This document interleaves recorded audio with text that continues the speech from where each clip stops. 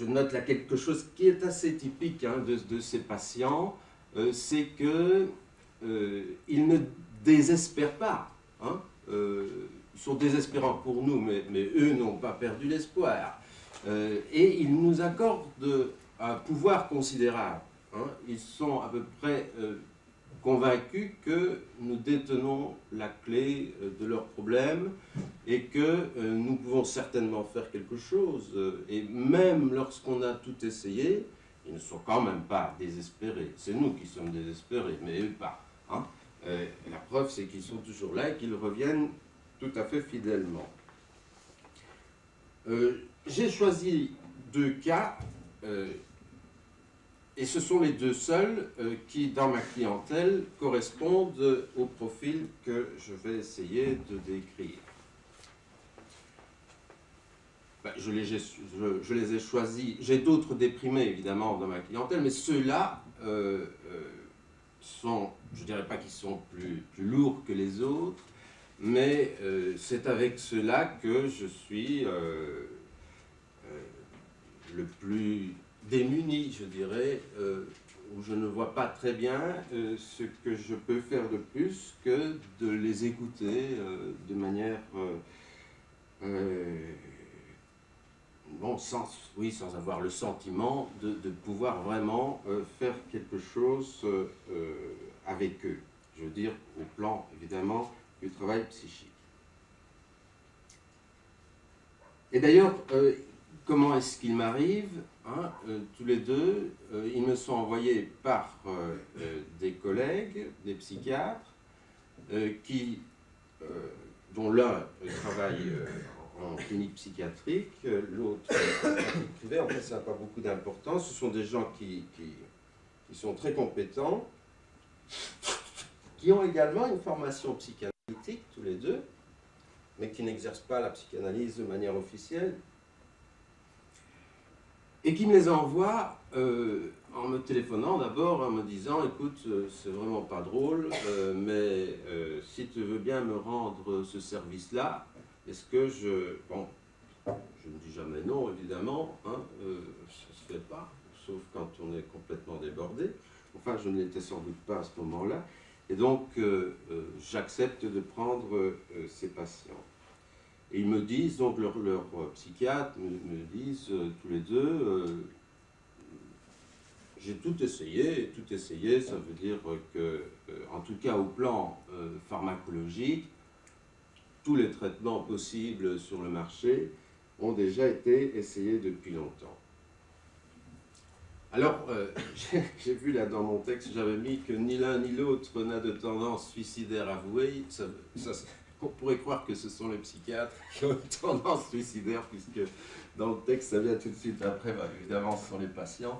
C'est vrai, il n'y a ni l'un ni l'autre n'a jamais fait de tentative de suicide, et si les idées de suicide sont présentes, parfois, je n'ai pas le sentiment que ce sont des patients chez qui il y a, en tout cas jusqu'à présent, je n'ai pas vu de pulsion suicidaire. Ce qu'on ne trouve pas non plus chez eux, c'est une vraie culpabilité. Il n'y a pas de trace de... la perte de l'estime de soi, oui, mais elle n'est pas fondamentale. Il n'y a pas ce sentiment d'être rien, quoi. En tout cas, pas comme on peut le rencontrer chez un mélancolique. Et la tendance est plutôt à accuser le monde extérieur, sans être toutefois, dans aucun des 2 cas, sans avoir des tendances paranoïaques, certainement pas. Hein. Mais enfin, il y a la tendance à dire, bon, bah, comment voulez-vous que ça aille hein, avec un environnement comme le mien? Alors, je l'ai déjà dit, ce sont des patients qui me consultent de manière très régulière, qui ne manquent jamais un rendez-vous, qui sont très honnêtes, je veux dire, qui n'essayent pas de resquiller, qui, lorsqu'ils ne viennent pas à une séance, ils la payent sans même que je doive le réclamer. Seulement, comme c'est, je crois que ça se comprend dans le cadre de cette pathologie, ce sont des patients un peu irréguliers. C'est-à-dire que dès qu'ils vont mieux, ils ont le sentiment que c'est fini, hein, qu'ils sont guéris. Alors, ils ne voient plus la nécessité de venir. Et je ne me vois pas d'ailleurs leur dire, écoutez, c'est maintenant que le travail commence. Hein. Bon, je serais tenté de dire, bon, avec des déprimés névrotiques, c'est évidemment ce qu'on fait.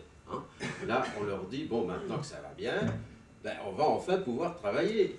Hein. Et le névrosé comprend très bien ça. Hein. Mais avec ces patients-ci, non, hein, je n'imagine pas que je pourrais leur dire, voilà, ça va, on va enfin pouvoir travailler. Non, je me critique en disant cela, hein, mais je crois que j'en ai d'autres avec lesquels j'ai une attitude tout à fait différente. Ici, je les laisse aller et venir. Hein. Ce que je ne leur donne pas, c'est ce qu'ils me demandent dans ces moments-là, lorsqu'ils s'en vont et qu'ils disent « dites-moi que c'est fini ». Bon, là, je sens bien qu'ils me mettent à nouveau dans une position de toute puissance magique. Hein, je suis à nouveau celui qui peut tout, qui sait tout, qui connaît l'avenir. Et pourtant, ils sont pas, on ne peut pas dire qu'ils sont dans la pensée magique, hein, mais au moment où ils sont sortis de cet état dépressif très douloureux pour eux, ils ont absolument besoin qu'on leur dise c'est fini, hein, ça n'arrivera jamais plus. Bon, ça, je ne vais pas jusqu'à leur dire des choses pareilles, hein, je me tais à ce moment-là. Et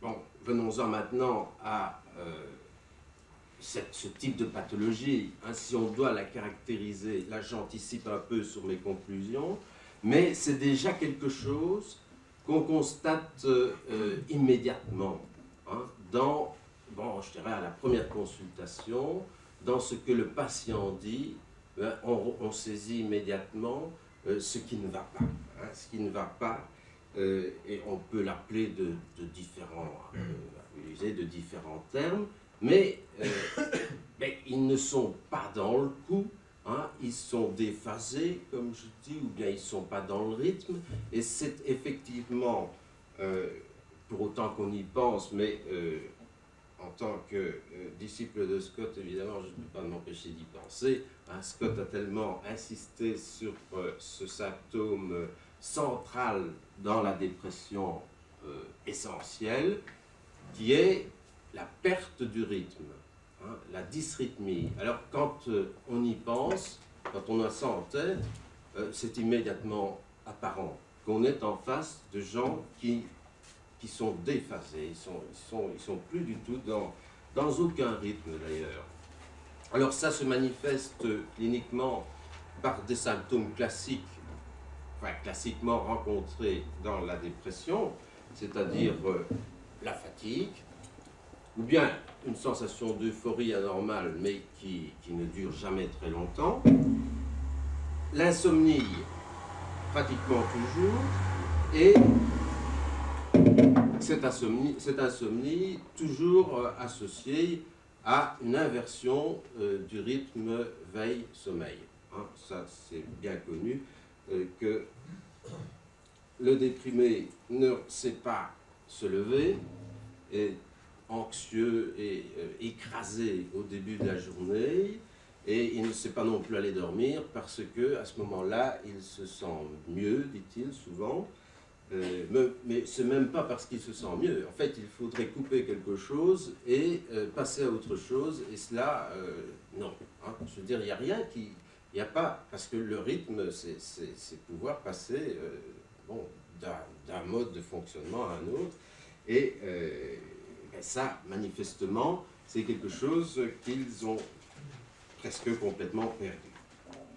Alors, autre conduite qui est toujours présente, je crois, dans ce genre de cas, c'est précisément en raison de cette dysrythmie, une tendance à recourir aux moyens auxquels Bah, nous recourons tous, somme toute, lorsque nous avons des dysrythmies passagères. Hein, bon, si nous devons aller à New York, par exemple, et que nous savons que nous allons être en dysrythmie à cause du passage de... Marc dit que non, parce que lui, ça ne lui arrive pas, évidemment. Hein. Peut-être.